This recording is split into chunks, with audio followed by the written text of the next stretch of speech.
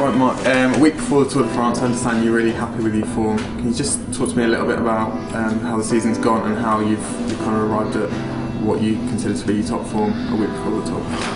Simply put, no problems. You know, touch wood, be alright for the next week. But if you look at a bad start to my season, 2010, the health issues and then crashes throughout 2010, especially in the Tour de Suisse a couple weeks before.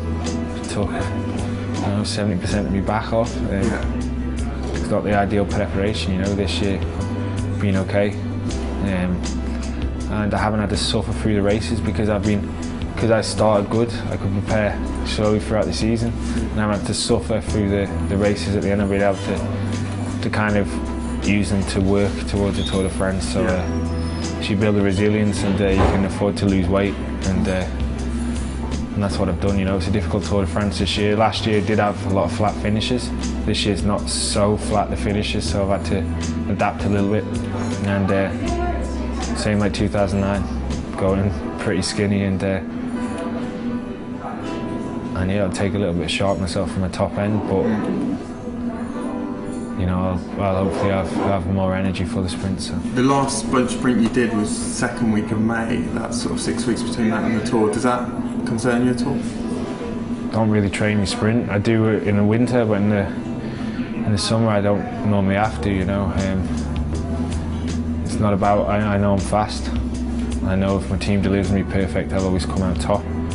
So it's about getting delivered perfect. It's about getting to the finish. It's about being able to sprint, and that's what I've had to work on. And that's all going good. So no, I'm confident that I've got good form. I'm more than confident my team's got good form. They're really going well. All the guys are in contention. And yeah, hopefully we can ride well and win some stages. It's been a really hard programme this year, especially not just the races you've done, but the courses, the way they've turned out, probably even harder than you expected when you first came up with your programme. With hindsight, maybe would you have done a couple more flatter races to maybe get a few more wins in the bag? Absolutely not. No. I've made it no secret last couple of years I want quality wins now instead of quantity, you know.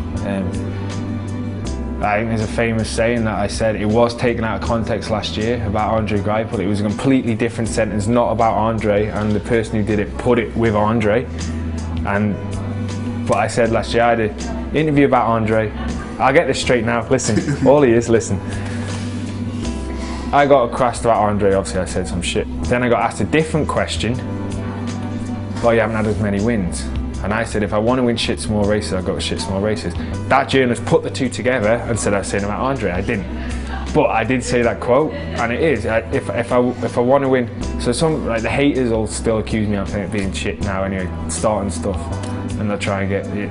You know how it is. You know how this cycling world is. And but yeah, I want quality wins. I want to. It's not about the numbers. I have a passion. You know, if I have to go into every race, sit there behind my team, and win every time. Like if I have to go in, a few breaks of attack, I sit ninth wheel, get delivered to the finish, I win. I'll have to do that if I have to do that, but I want to race, and I'm lucky I'm in an environment that gives me the opportunity to race, and